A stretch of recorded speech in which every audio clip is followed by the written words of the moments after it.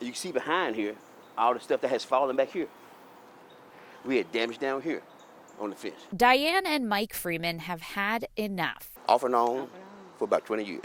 Of this large tree in the lot behind their Raleigh home. I don't know if the tree is dead or not, but the limbs fall in our yard and on the fence. And on top of the house. Every time a storm comes along, it damages our fence. You can even see here large branches strewn across their roof. They've tried doing something about it, first reporting it to their homeowner's insurance, but they did that so many times they lost their coverage. Then they called Memphis code enforcement, who left this note but never went any further.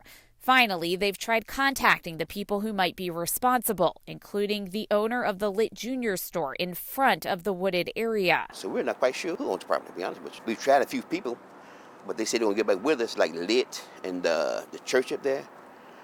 They said they'd get back with us, but they never do. So that's when they called the WREG problem solvers back in September. I would like to see that cleaned up so that we can put our fence up without the worry of all of that falling on it. To get started, we checked property records. The closest address, 3292 Austin P. Highway, shows an owner, Noble Partners. We went to their office address. Turns out that is the same company as Lit Restaurant Supply.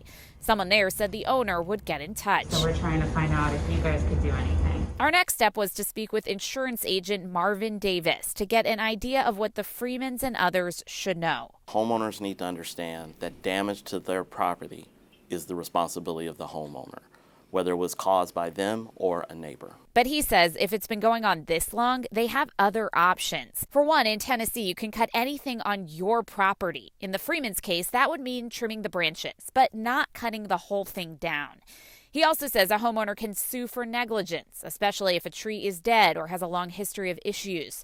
Or you can have your insurance company go after the other insurance. I personally have chosen to cut down trees on my own property because I realize it's a potential risk to fall on my neighbor's property, especially dead trees. But turns out there's another option. We went back to code enforcement to find out if there could be a violation. I sent an email to city officials, and this time they inspected. 2 days later, they issued this, a violation for a deteriorated tree. The Public Works Director sent this note saying code enforcement found that the property had a dead and deteriorated tree in the rear that was falling and damaging neighboring properties. I thought it was great. Yeah. I thought it was great. We have been dealing with this for a long time. The owner of Lit Restaurant Supply also contacted me, confirming his company would comply with the order and have the tree removed. The planning took nearly 3 months.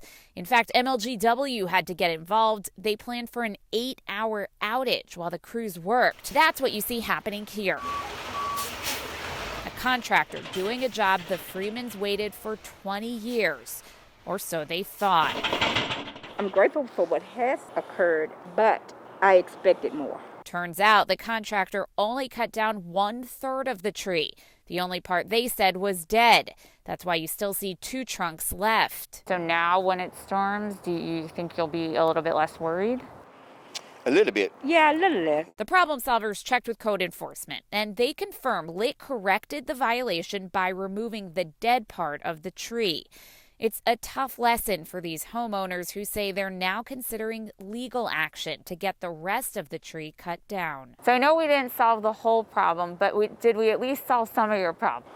Yes. Yes, you did. Stacey. Yes, you were Stacey. great. You were got the George. ball rolling. Solving problems in Raleigh. Stacey Jacobson, WREG, News Channel 3.